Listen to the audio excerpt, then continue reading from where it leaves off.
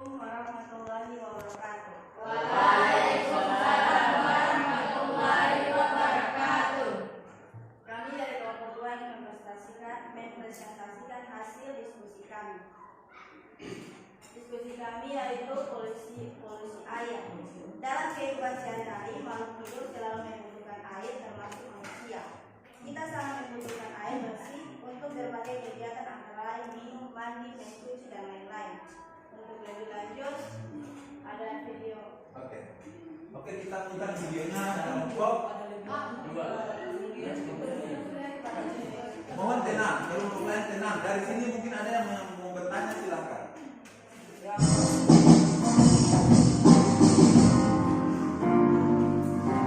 Kesempatan kali ini kita akan membahas mengenai pencemaran air.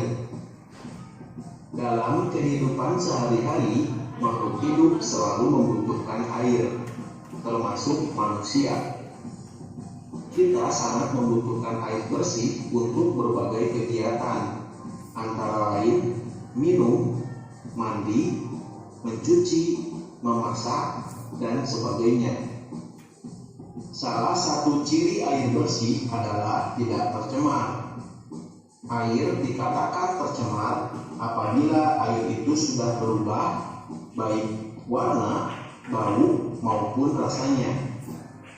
Air yang tercemar memiliki keasaman yang berbeda dengan air yang tidak tercemar. Pencemaran air yaitu masuknya makhluk hidup, zat, energi, atau komponen lain ke dalam air. Akibatnya, kualitas air turun sampai ke tingkat tertentu yang menyebabkan air tidak berfungsi lagi sesuai dengan peruntukannya. Faktor penyebab pencemaran air. Pencemaran air dapat terjadi pada sumber mata air, sumur, sungai, rawa-rawa, danau, dan laut. Bahan pencemaran air dapat berasal dari limbah industri, limbah rumah tangga, dan limbah pertanian. Limbah industri. Air limbah industri cenderung mengandung zat berbahaya. Oleh karena itu, kita harus mencegahnya agar tidak membuang air limbah industri ke saluran umum. Kegiatan industri selain menghasilkan produk utama berupa bahan jadi, juga menghasilkan produk sampingan yang tidak terpakai, yaitu limbah. Jenis limbah yang berasal dari industri dapat berupa limbah organik yang bau. Jika limbah industri tersebut dibuang ke saluran air atau sungai, akan menimbulkan pencemaran air dan merusak atau memusnahkan organisme di dalam ekosistem tersebut. Limbah industri yang berupa logam berat sering dialirkan ke sungai, sehingga sungai menjadi tercemar. Jenis-jenis logam berat adalah raksa, timbal, dan kadmium, di mana ketiganya sangat berbahaya bagi manusia apabila mengonsumsinya. Misalnya, pencemaran raksa yang terjadi di Minamata, Jepang. Para nelayan di sekitar Teluk Minamata memakan ikan yang tercemar raksa. Akibatnya, mereka mengalami kerusakan saraf yang disebut penyakit Minamata. Lebih dari 80 orang yang meninggal akibat penyakit ini. Limbah rumah tangga. Limbah rumah tangga merupakan limbah yang berasal dari hasil samping kegiatan perumahan. Limbah rumah tangga dapat berasal dari bahan organik, anorganik, maupun bahan berbahaya dan beracun. Limbah organik adalah limbah seperti kulit buah sayuran, sisa makanan, kertas, kayu, daun, dan berbagai bahan yang dapat diuraikan oleh mikroorganisme. Limbah yang berasal dari bahan anorganik antara lain besi, aluminium, plastik, kaca, kaleng bekas cat, dan minyak wangi. Di perairan, sampah mengalami proses penguraian oleh mikroorganisme. Akibat penguraian tersebut, kandungan oksigen dalam perairan juga menurun. oksigen dalam perairan akan merugikan kehidupan biota di dalamnya. Limbah pertanian. Air limbah pertanian sebenarnya tidak menimbulkan dampak negatif pada lingkungan. Namun, dengan digunakannya fertilizer sebagai pestisida yang kadang-kadang dilakukan secara berlebihan, sering menimbulkan dampak negatif pada keseimbangan ekosistem air.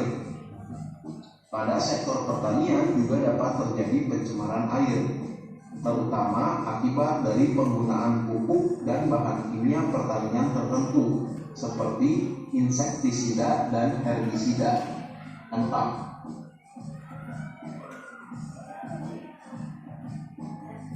Mempercepat proses kerusakan benda. Ada sebagian air limbah yang mengandung zat yang dapat diubah oleh bakteri anaerob menjadi gas yang dapat merusak seperti H2S. Gas ini dapat mempercepat proses perkaratan pada besi.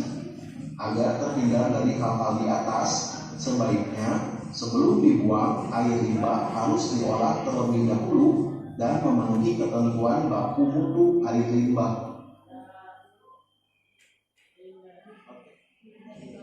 Terima kasih sudah menonton video ini.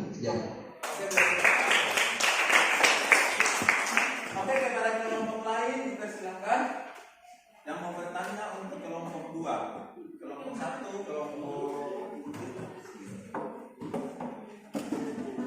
Assalamualaikum warahmatullahi wabarakatuh. Waalaikumsalam warahmatullahi wabarakatuh. Terima kasih kepada kelompok 2 yang telah memberikan saya kesempatan untuk bertanya. Pertanyaan saya berbunyi yaitu sebutkan penyakit-penyakit yang timbul akibat pencemaran air. Oke, sebutkan penyakit-penyakit yang timbul akibat pencemaran Air. Kelompok lain, oke silakan dua penanya. Oke, silakan. Bagaimana ciri-ciri fisik air ketika tercemar?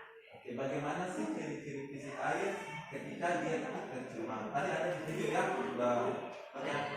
Silakan diberikan kesempatan kelompok yang lain juga silakan mengakses konten-konten yang saya sudah sediakan di WA. Bagaimana? Mau bertanya? Bagaimana? Kita batasi 2 kelompok, 2 penanya atau mau tambah bisa? 2. Oke, silakan tambah 1. Nanti Pak Guru kalau misalnya doang ini nanti Pak Guru bisa bantu juga. Jadi pertanyaan saya begini, apakah yang akan terjadi jika air terus-menerus mengalami pencemaran? Oke, apa sih yang terjadi jika air terus-menerus mengalami pencemaran? Oke, silakan pada kelompok 2. Assalamualaikum warahmatullahi wabarakatuh. Mau langsung menjawab?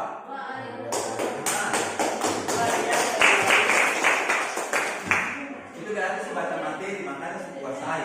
Ada pertanyaan langsung jawab, pertanyaan langsung jawab. Silakan. Di sini saya akan menjawab pertanyaan dari kelompok 3 yang berbunyi sebutkan penyakit yang disebabkan oleh pencemaran air. Penyakit-penyakit yaitu diare, demam berdarah, tifus, kolera, hepatitis A, disentri, infeksi mata, dan lain-lain. Oke, tepuk tangan. Jadi itu kalau air tercemar lalu kalian minum, kalian bisa mengakibatkan diare, disentri, atau orang bilang mencret-mencret atau muntaber. Kemudian belum lagi penyakit yang berbahaya seperti hepatitis. Kemudian ada mandi terkena mata, matanya merah dan oke.